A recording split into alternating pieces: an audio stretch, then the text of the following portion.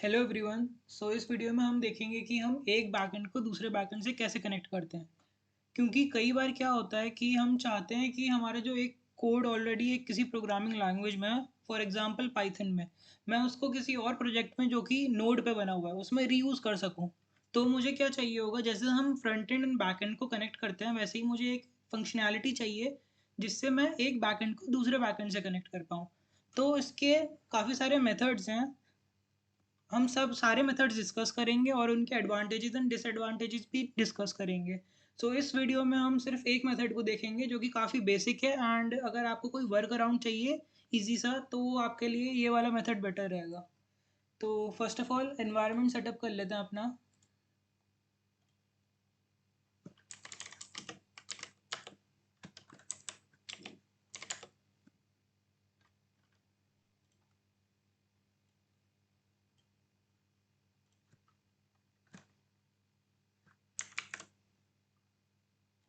मैं इस एग्जांपल में एक्सप्रेस एंड फ्लास्क को यूज़ करूँगा दो बैकएंड को कनेक्ट करने के लिए, और हम क्या करेंगे, एक बैकएंड से दूसरे बैकएंड पे एपीआई कॉल मारेंगे।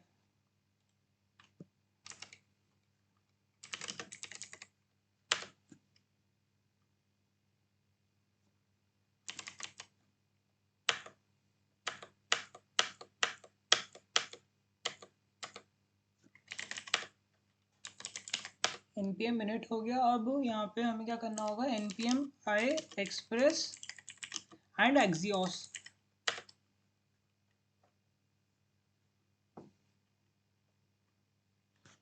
हमारा नोड का सेटअप कंप्लीट हो गया है। अब हमें पाइथन का env बनाना होगा।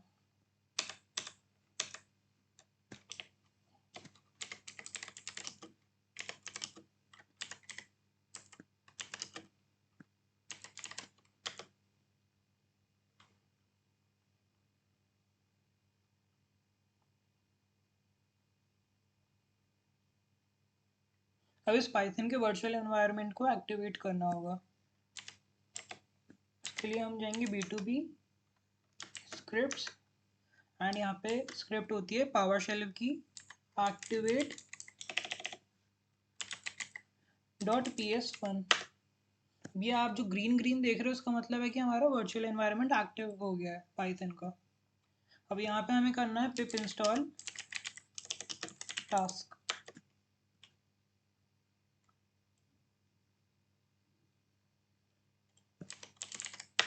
ओके, अब दो टर्मिनल खोल लेते हैं। एक में हमारा एक्सप्रेस का सर्वर चलेगा एंड एक में फ्लास्क का सर्वर चलेगा। तो पहले हम एक्सप्रेस का सर्वर सेटअप कर लेते हैं। इसको मैं सर्वर डॉट जेएस बोल देता हूँ।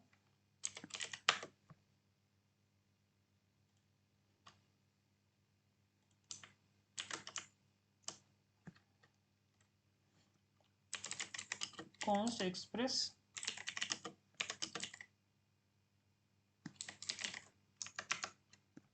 एंड एक्सियोस को भी इंपोर्ट कर लेते हैं।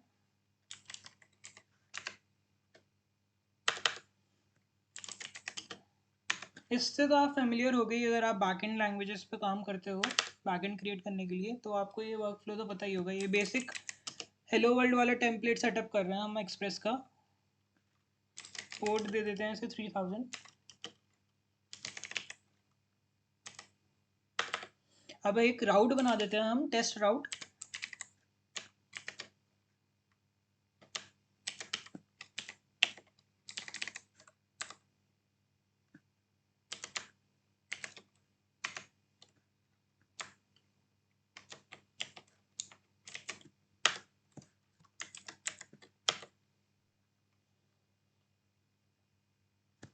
अभी ये जो टेस्ट राउट है ये सिंपली बस हेलो वर्ल्ड भेज देगा अगर हम इस पर गेट रिक्वेस्ट मारेंगे। अभी इसको हम टेस्ट भी करेंगे और सर्वर को चला देते हैं हम पोर्ट 3000 पे। App dot listen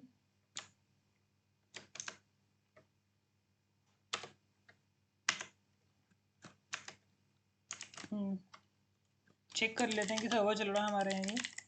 node server dot JS. Okay, postman से एक बार ट्राई कर लेते हैं रिक्वेस्ट मारने का।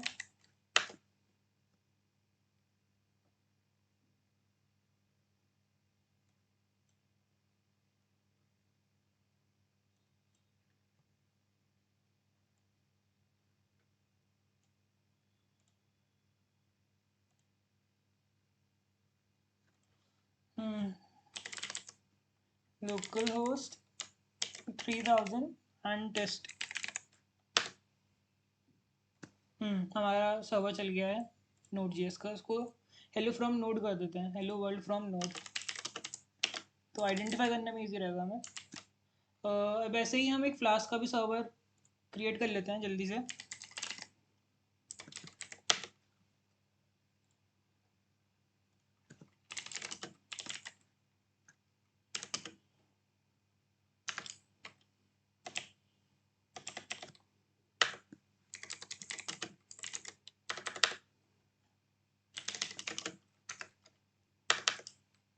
ठीक, इस पे भी राउट क्रिएट कर लेते हैं टेस्ट का।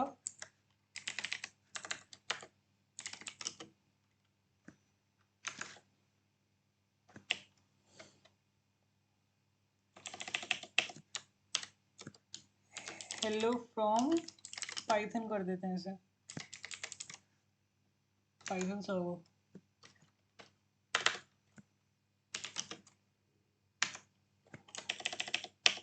बाय डिफ़ॉल्ट ये 5000 पे चलेगा, तो हमें सेटअप करने की ज़रूरत नहीं है क्योंकि वो ऑक्यूपाइड नहीं है पोर्ट अभी।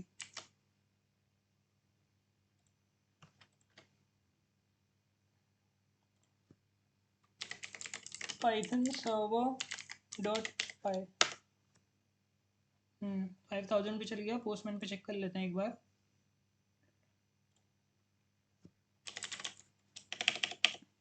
लोकल होस्ट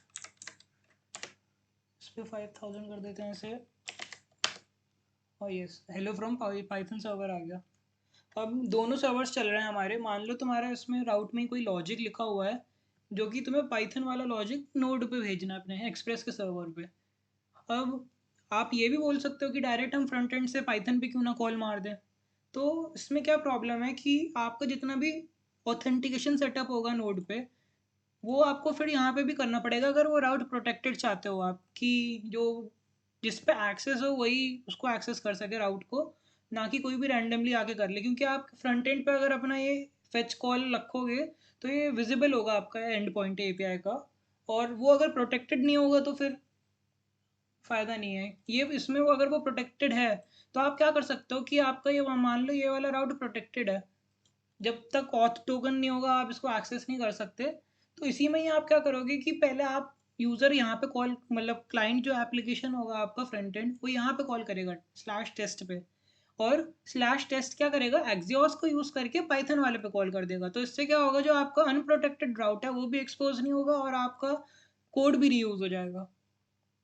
तो इसको करने के लिए हम क्या कर सकते हैं कि बस एक एक्सियोस का रिक्वेस्ट मानना है आपको, जो गेट रिक्वेस्ट का उसका मेथड होता है ऐसे, एक्सियोस डॉट गेट और ये लोकल होस्ट आ गया हमारा। इसको 5000 करना है, 5000 डॉट देन, और ये जो हमारा पूरा टेम्पलेट होता है प्रॉमिस का। तो अब इसको रीट्राई करते हैं नोड के सर्वर को रन करके, और देखते हैं कि वो अगर हम 5000 पे कॉल मारेंगे तो वो पाइथन वाले पे राउट पे कॉल मार रहा है या नहीं मार रहा। अगर मार रहा होगा तो हमारा मैसेज आएगा हेलो फ्रॉम पाइथन सर्वर। तो लेट्स ट्राई। नोड का 3000 था हमारा, सेंड। हाँ देखो, जो मैसेज आ रहा है वो पाइथन वाले राउट से आ रहा है, लेकिन हमने कॉल करा है एक्सप्रेस वाले राउट को। ठीक है, अब ये मेथड है, ये आप इससे क्या कर सकते हो, जो भी आपका पाइथन पे डेटा होगा वो आप उसको रिस्पॉन्स में भेज सकते हो। जैसे आपका पाइथन का ये कोड है, यहाँ पे कोई भी आपका जेसन ऑब्जेक्ट भी हो सकता है। जैसे आप कोई भी एक डिक्शनरी बना दो और उसको जेसन डॉट डम्प यूज़ करके रिटर्न कर दो। जैसे मैं आपको दिखा देता हूँ, जैसे ये यहाँ पे आ गया ना, अब एग्जांपल अपने आप ही कोपायलट काफ़ी काम की चीज़ है। तो ये जो ये डेटा है आपका पाइथन से प्रोसेस होके आया है, ठीक है, कोड रीयूज़ हो गया आपका। अब आप यहाँ पे उसको एक्सेस कर सकते हो। पाइथन का सर्वर रीरन कर लेते हैं।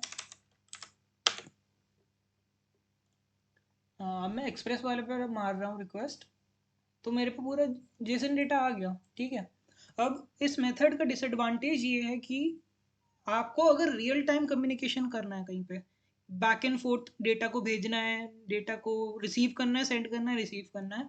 तो ये मेथड इतना अच्छा नहीं है, क्योंकि ये जो आप देख रहे हो ना कि ये जो टाइम 10 ms लिया है इसने, सॉकेट इनिशियलाइजेशन, टीसीपी हैंडशेक, तो ये बार बार करेगा सेम एंड पॉइंट पे बात करने के लिए, ये बार बार यही चीज़ करेगा। तो इससे क्या होता है कि आपका जो टोटल रिस्पॉन्स टाइम होता है वो अच्छा नहीं रहता। आपको अगर रियल टाइम में डेटा सेंड करना है और रिसीव करना है तो उसके लिए और दो अच्छे मेथड्स हैं जो हम नेक्स्ट वीडियो में कवर करेंगे। लेकिन अगर आप खुद से एक्सप्लोर करना चाहो तो सॉकेट्स के बारे में ज़रूर पढ़ना। Thank you.